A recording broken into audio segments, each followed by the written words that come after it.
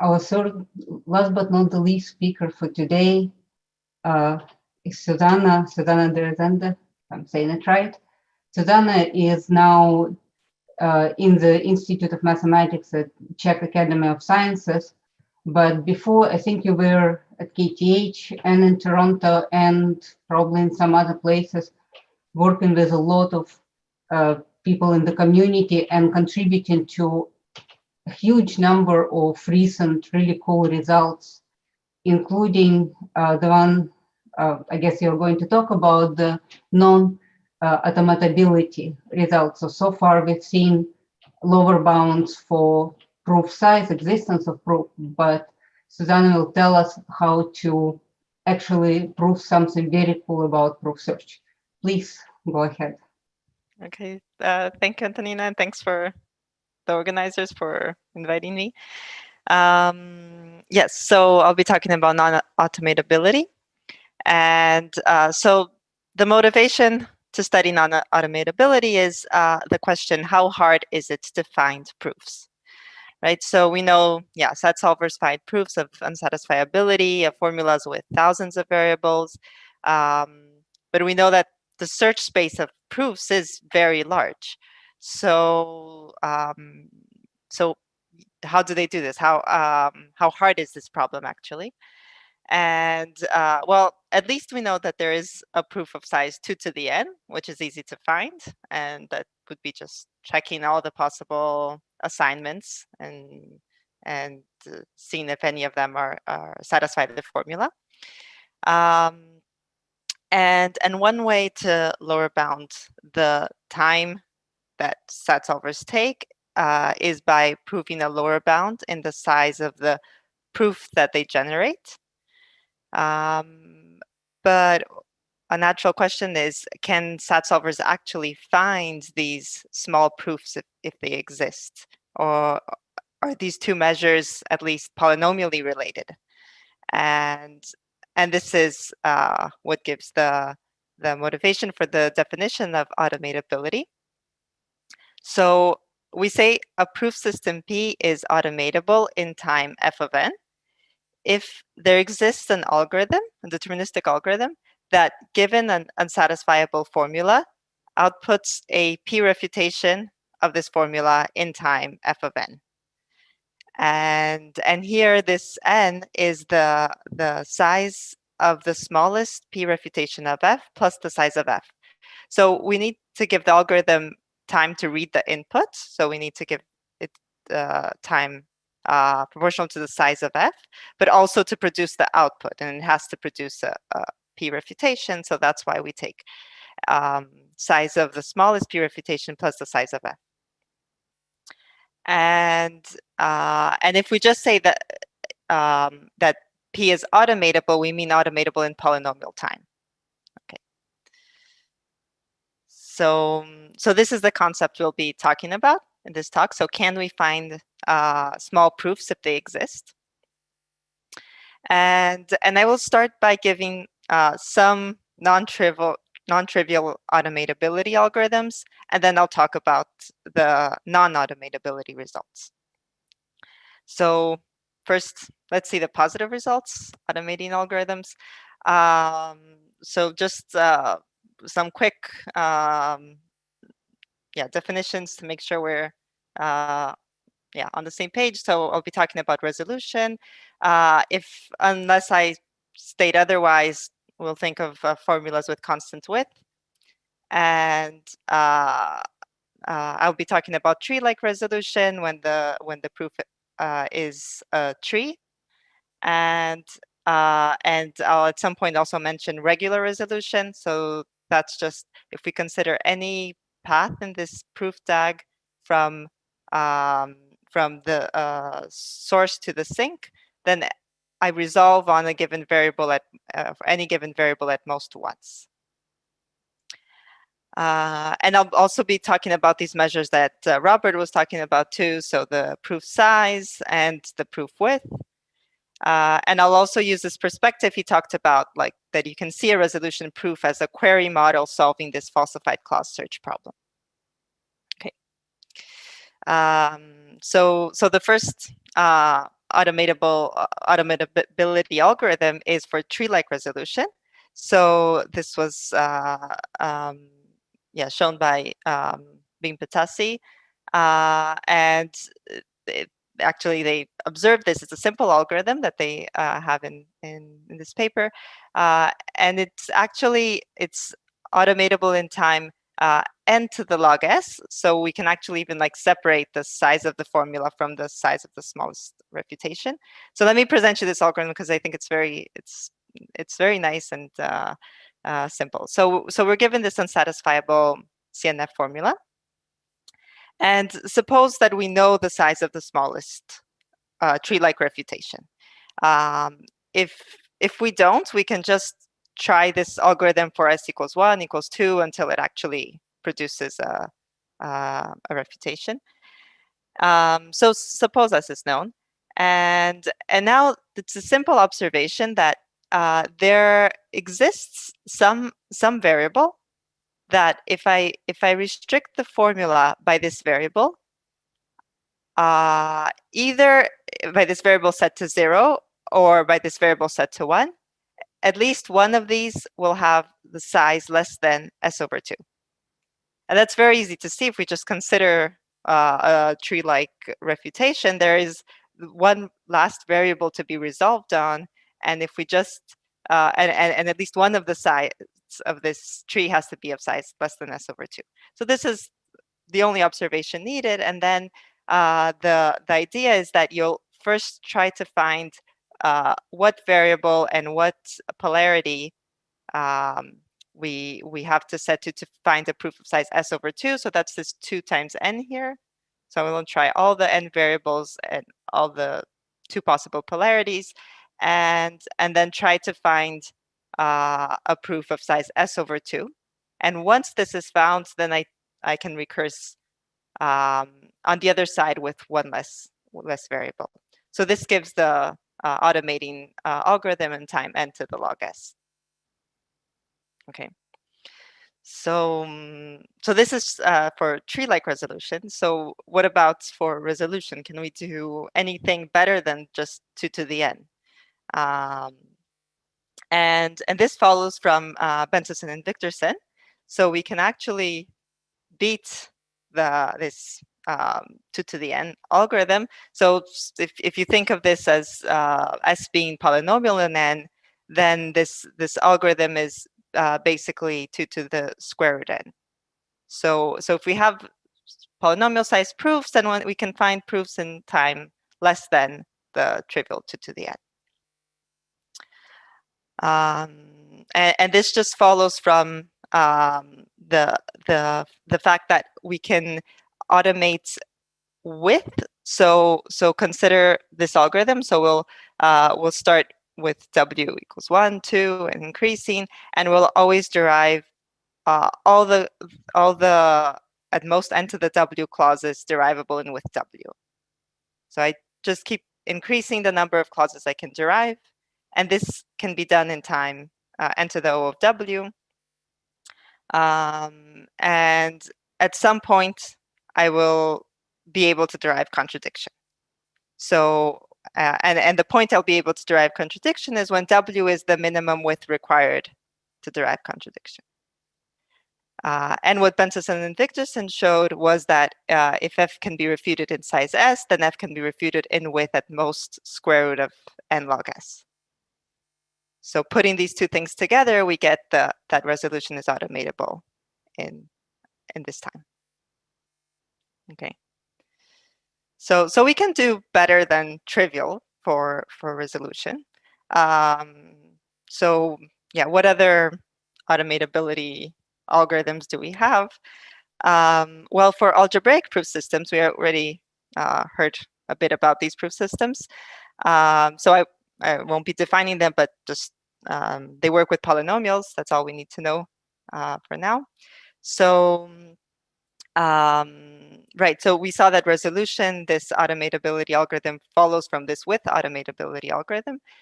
And for these algebraic, semi-algebraic proof systems, we also have a similar degree automatability.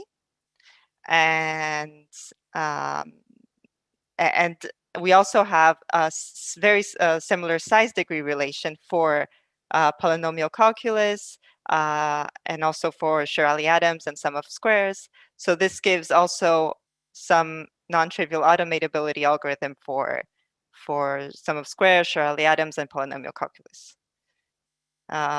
Interestingly, we don't, for Nullstellensatz, I don't know of any non-trivial in terms of size, automatability algorithm in terms of size. We have in terms of degree, but we don't have the size degree relation. So it's actually not true for Nullstellensatz. So anyway, so this is, as far as I know, all the automatability, algorithms that we have. And now for some non-automatability results. So first, I'd like to talk about what the non-automatability world looked like before this breakthrough result of Atiyas Mullet. So the first result was this non-automatability of extended Frege, with the condition that unless RSA can be broken by polynomial size circuits.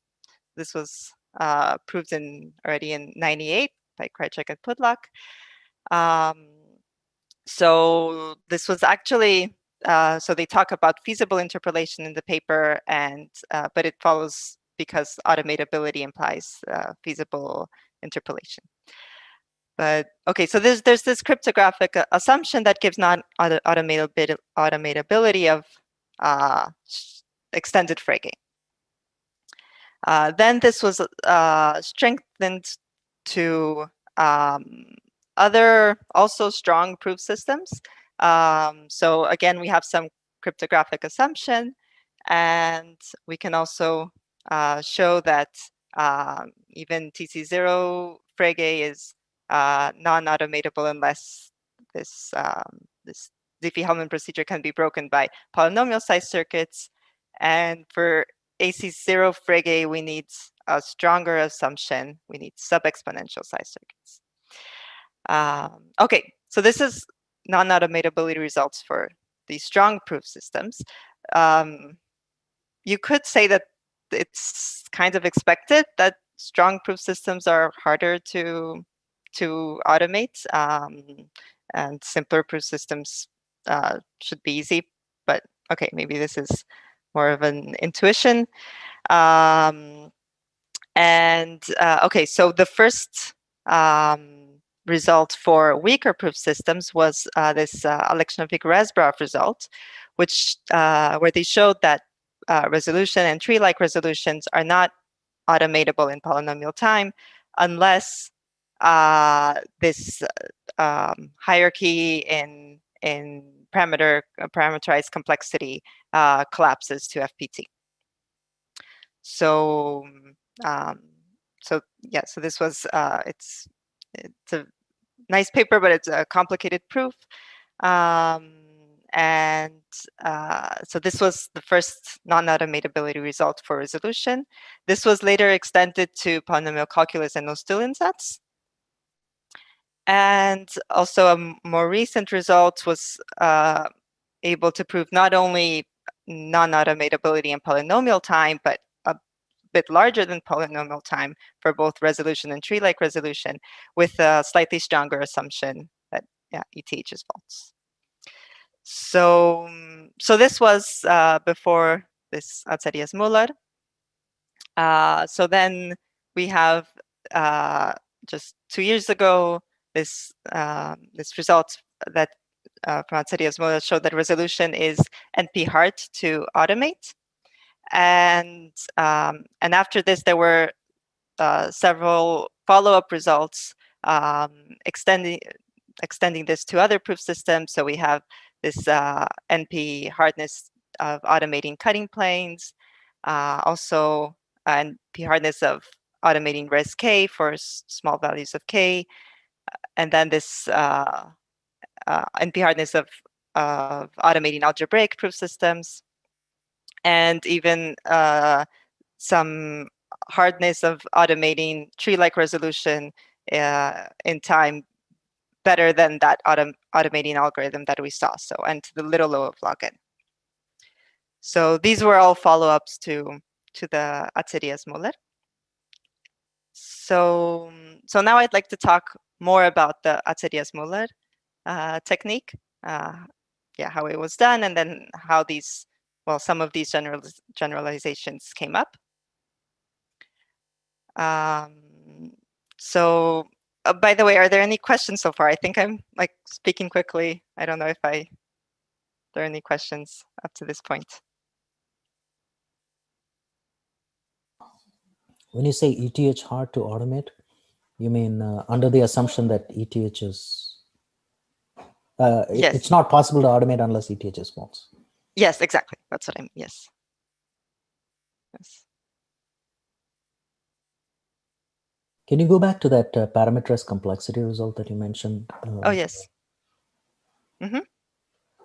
And I had a more general question, which was, has there been any attempt to think about, well, a proof system may not be automatable under for arbitrary formulas, but maybe automatable under some parameterization. You see what I mean? Like if you were to restrict the class of formulas and say, okay, for this restricted class of formulas, say I do have a polynomial proof, can I find it quickly? Mm-hmm. I think that's a great question, and I think, yeah, I don't know of any results. I mean, there are these results about, like, for example, when you have a small tree width, or I'm not sure. I'm not very familiar with these results. Like so if you have small tree width, there are in some graph representation of the formula, there are small proofs, and I think you can even find them. But I'm not completely sure. But I think it's an interesting question, because yeah, there might be formulas for which general class of formulas for which we can actually find proofs. So yeah, I don't know if other people want to some messages. chip in. Ryan Williams is, the refutation width might be parameterizable. Ryan says there is also work by Zoe Bell on ECC. Right. So this, so Zoe Bell, yes. So so that work, it shows that it even works for subsystems of resolution. So even regular ordered resolution, but you also have NP hardness of automating. And Jakob said, yeah, refutation width might be a parameterization. Yeah, if you consider constant width, then yeah, then you can find in polynomial time. All right, that's the result by AFT 21, right? No, sorry, you can find constant. for bounded width formulas. I think you can find proofs in. Yeah, that's the algorithm. I'm not sure if that's in the paper, but it's the algorithm of simply trying to generate all possible clauses that you can in a certain width.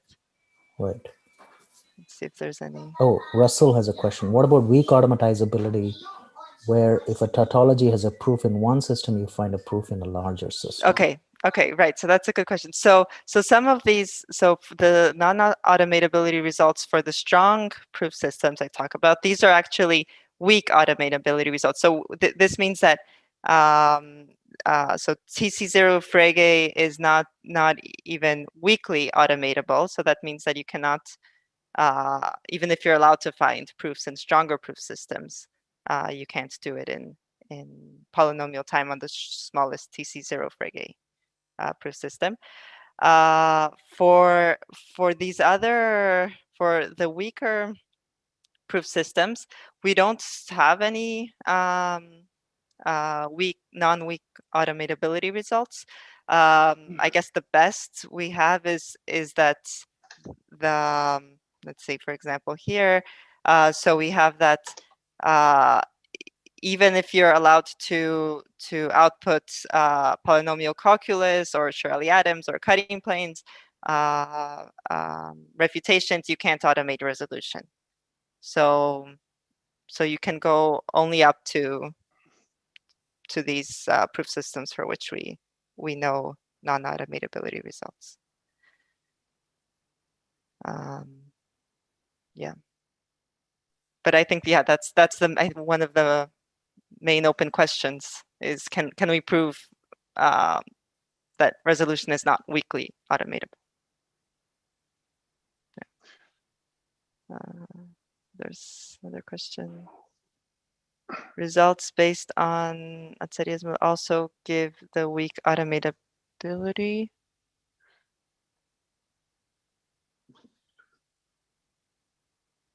I'm not sure what Dimitri means. Dimitri, do you want to?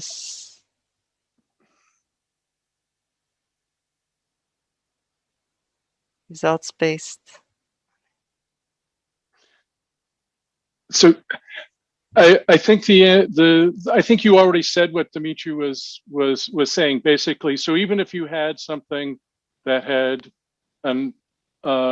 you can't tell whether it has an efficient, even say regular ordered resolution, and figure out a good proof in cutting planes. Like you can't right. if it had that or these other top level proof systems. Right. So there's hardness for that stretch all the way from just above tree-like resolution all the way up to the top systems you've got here. And I think you already said it. Right. Okay. Yes. Yes, that makes sense. Yes.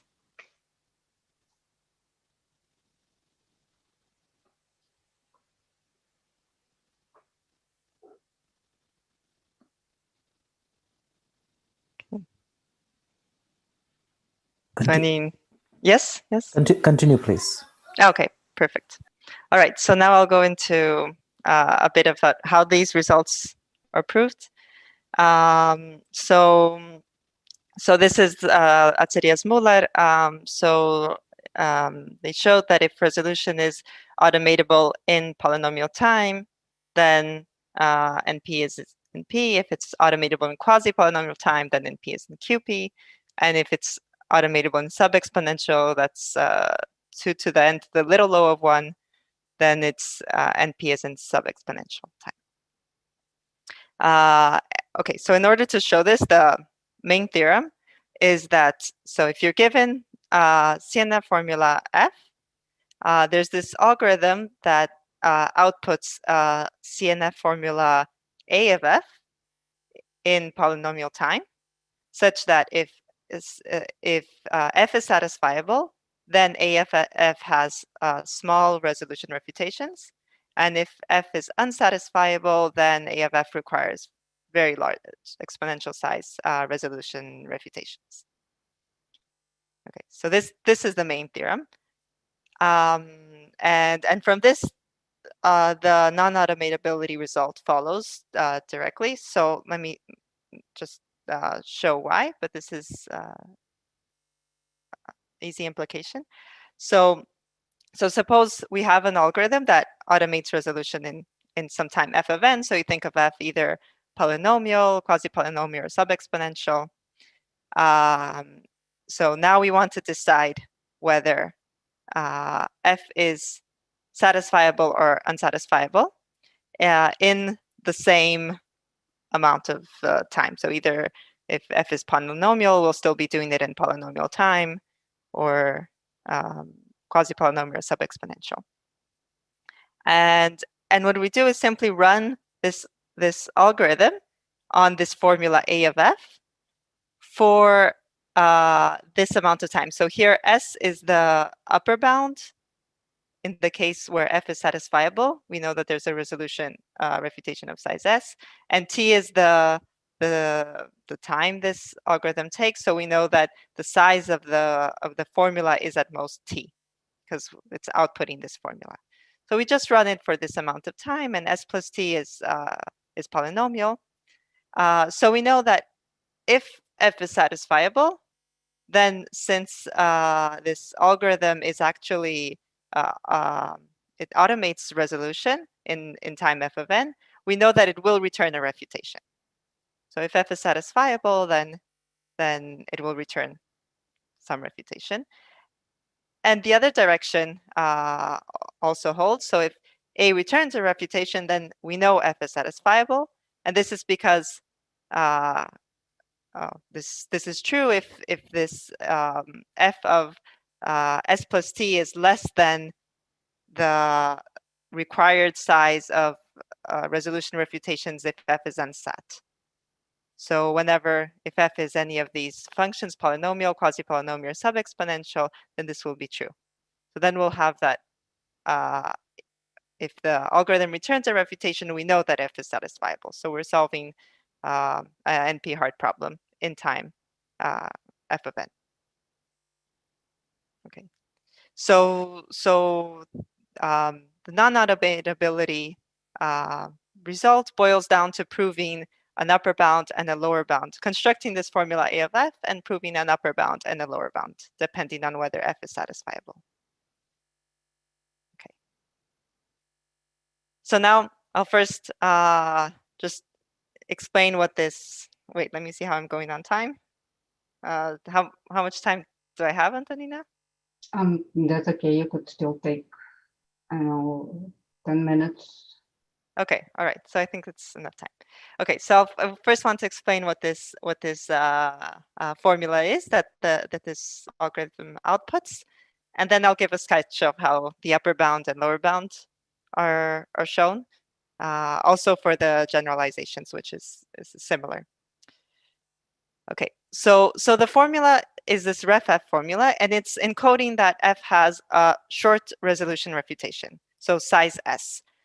Think of s as some polynomial. We'll define it later. So this formula, it's you can think of it as it has some blocks. Here I put the blocks in a certain structure, but just think that okay, they're blocks which are supposed to represent the clauses of this refutation. And so we have a total of s blocks, and for each block we'll have a set of variables. So we'll have 2n variables to indicate what clause is represented in that block. So yeah, one per possible literal. And we'll have an axiom saying that, well, there's a special block in this ref f formula that has to have the empty clause, so that this is actually a refutation. Okay. Then we have 2 times log s variables, and this is going to represent pointers to so the internal or derived blocks in this formula, they'll have 2 pointers to the clauses that are used to derive it. So this is going to be these 2 times log s variables. So here I have the encoding in binary. And also log n variables to indicate what is the variable that's being resolved over. Okay. So let me just point out that this differs a little bit from what the formula that Atiyas Mullet has, because here I'm using binary encoding, and this simplifies the proof of the lower bound a bit. So, okay, but the idea is the same. Okay, and then I need to have some clauses in ref f that say that this is actually a valid resolution step. So that means that this is actually of the form C or X, D or not X, and that I'm actually producing something of the form C or D. Okay. So we'll have some clauses that actually enforce this. And then finally, so at the sources, the ones that are not derived blocks, they have to come from some axiom of the formula F. So they have to be a weakening of some axiom. So then that we also have these clauses encoding this. So this is the ref F formula. So I really want to write that in code that F has a resolution refutation of size S. So that's what this ref F formula is saying. Okay. So just so this formula, it will have about S times N variables. And for this, it's important that I use this binary encoding. And it has some polynomial number of clauses of width O of log n, because S is polynomial in N. So it's not constant width, but it's still small width. Okay. How do you say that short, the relation short?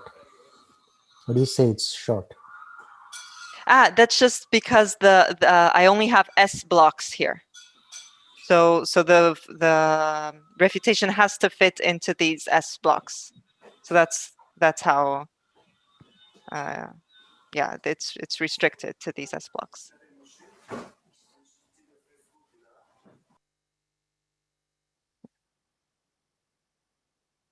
Okay. Okay, so this is the ref F formula. And now, so let's see the upper bound. For the upper bound, here it's useful to think of this falsified clause search problem. And here the natural proof we get is would correspond to a read once branching program, which corresponds to regular resolution.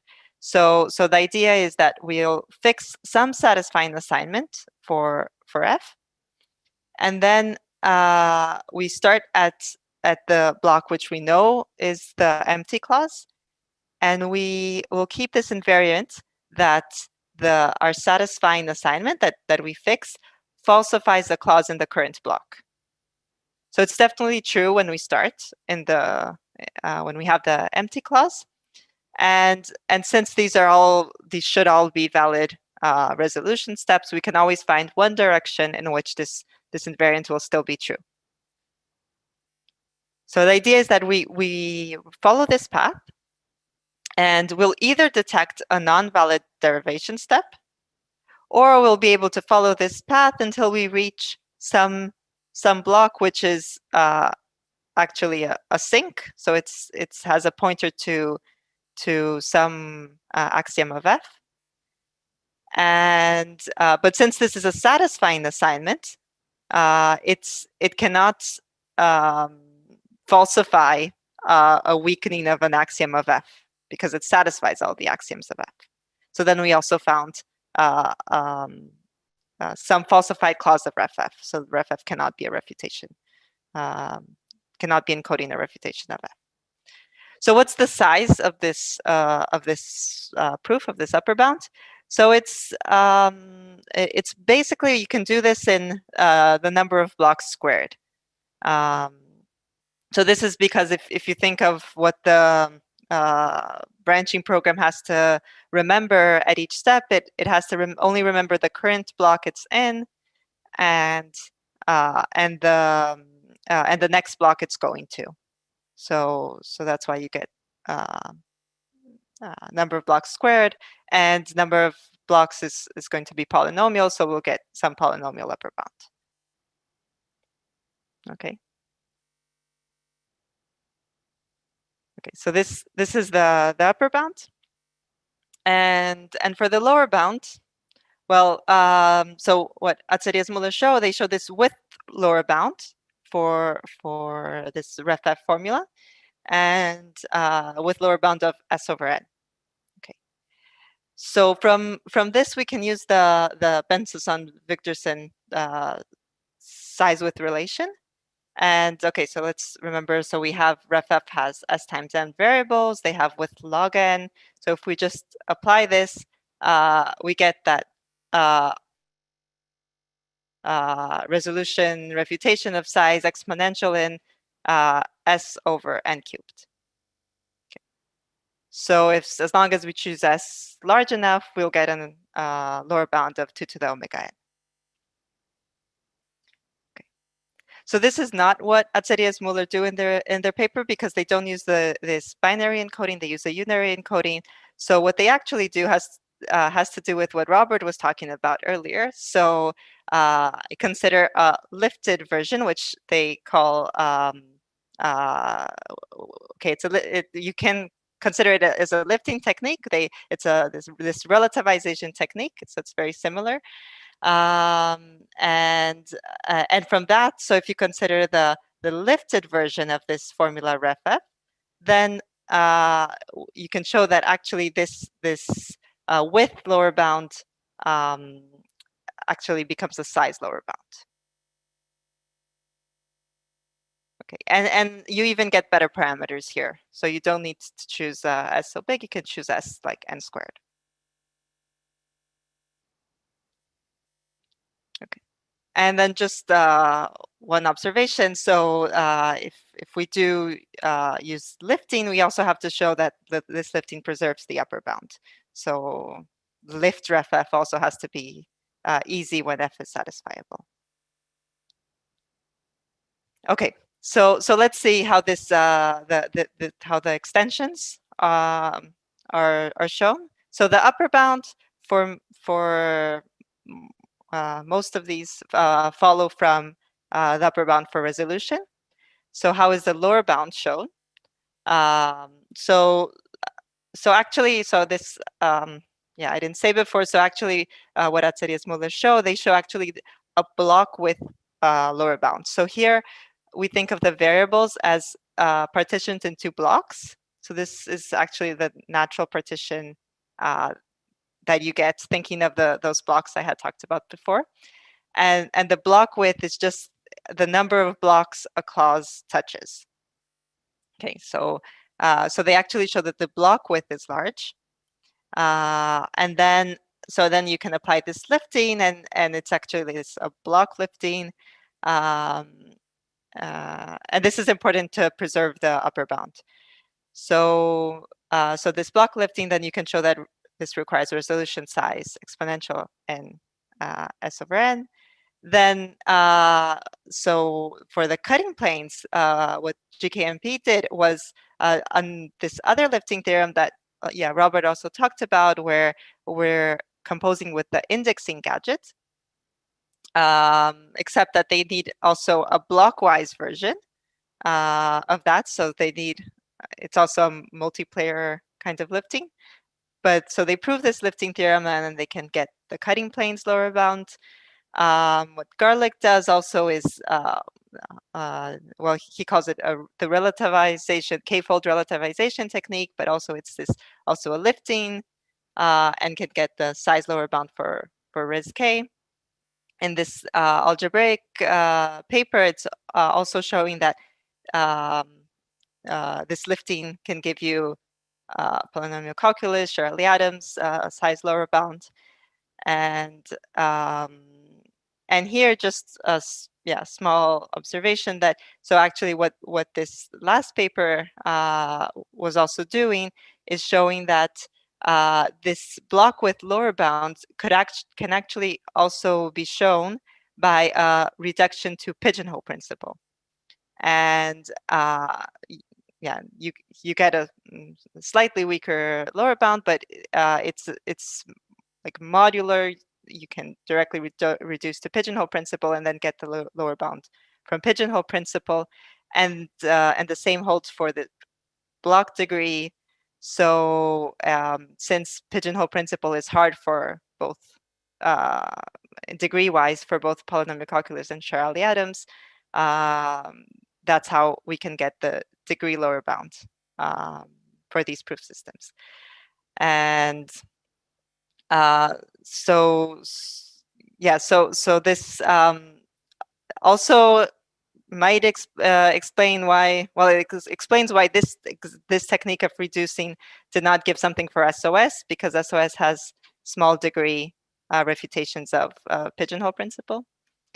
And just one picture about, so the idea is that we want to show that the degree required for Ref F has to be larger than the degree required for pigeonhole principle. Perhaps I wasn't planning on going into this, but just showing the picture that, you know, these things are somewhat related. So here we have these pointers, these children pointers that have to go to blocks, but we don't have enough blocks. So you can actually make this formal and show a reduction. Okay, so right, so this is there a question? Yes, I'll be done soon. Okay, so right, so I explained how to get the upper bounds. So the lower bounds. So for the upper bounds, so for Nullstellensatz sats, you actually have to change the formula a bit in order. It doesn't come from resolution because it doesn't simulate resolution. From the res k, you also have to prove a lower upper bound, which I think only holds for res 2, if I'm not mistaken. Doesn't come directly from resolution. And clearly for the tree-like resolution, you have to change the formula. The upper bounds does not come from resolution, so you need another formula. Okay, so just to wrap up. Okay, so we talked about some automatability results for tree-like resolution, and then also some that come from degree or with automatability plus this size degree or size width relation. And then the non-automatability results that can be basically split into two types. So for strong proof systems under these crypto assumptions, and then for weak proof systems under p not equal to NP. And then I think there are many very nice open problems here. So of course we can think about, can we generalize this to these other proof systems for which we can prove lower bounds. So SOS, bounded depth Frege, I mean for bounded depth Frege, can we get non-automatability under some other assumption?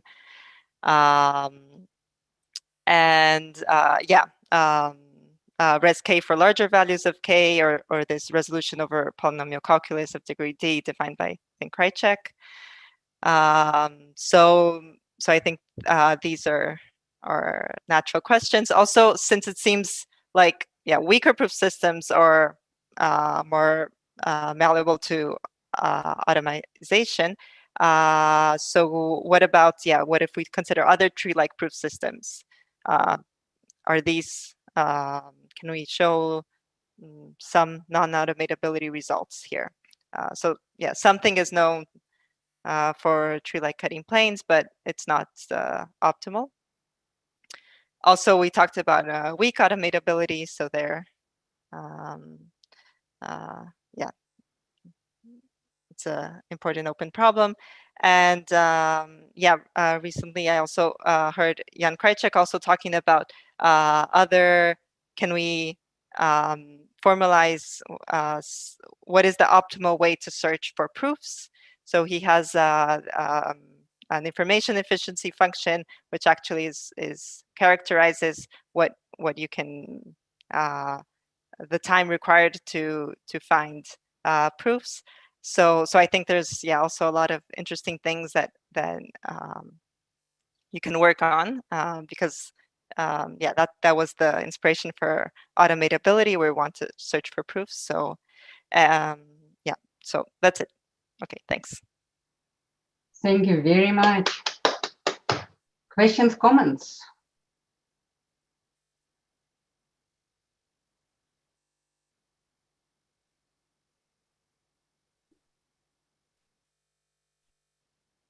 There are a number of questions throughout the talk, but more questions and comments?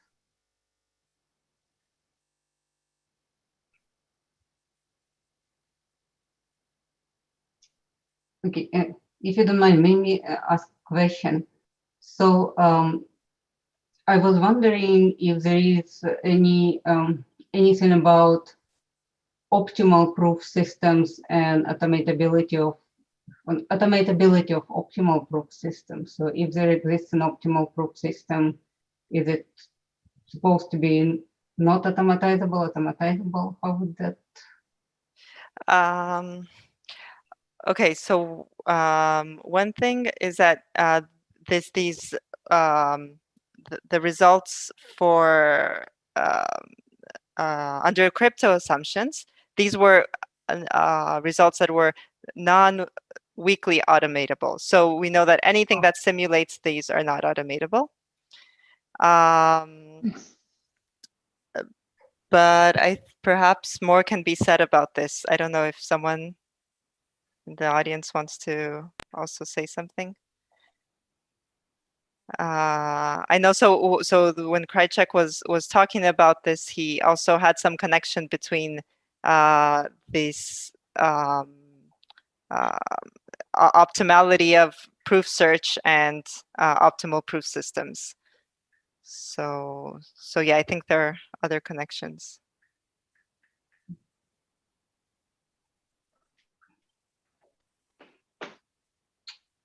Thank you. So there is another question in the chat.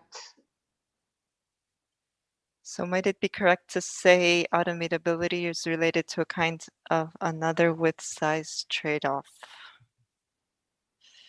It's related.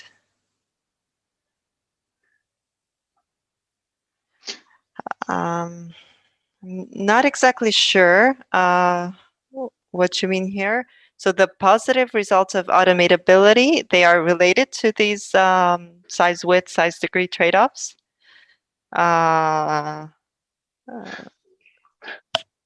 So, but what about the following variant of the question? So those give the upper bounds. How far are the NP hardness from those upper bounds? Like how much could we what's the gap between the best we know out of the degree, width or degree automatability, and the lower bounds, the NP hardness lower bounds that are implied?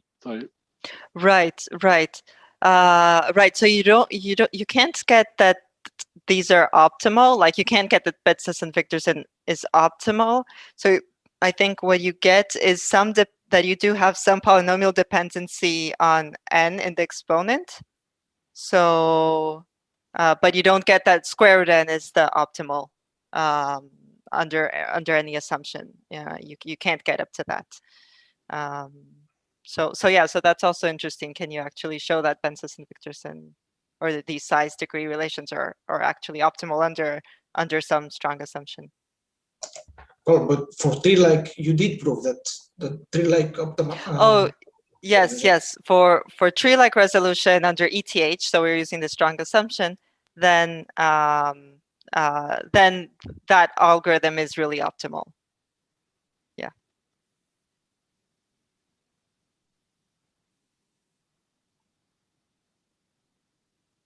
Okay, more questions, comments?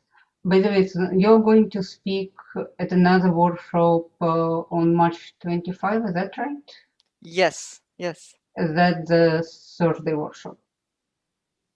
The Thursday workshop, exactly. Yeah. Yes. So just kind of an advertisement for your next talk. Thanks. Okay, so thank you very, very much. I guess nobody seemed to be raising hands at the moment. Thank you very, very much. This was really, really cool. And thank all the speakers. This was fantastic.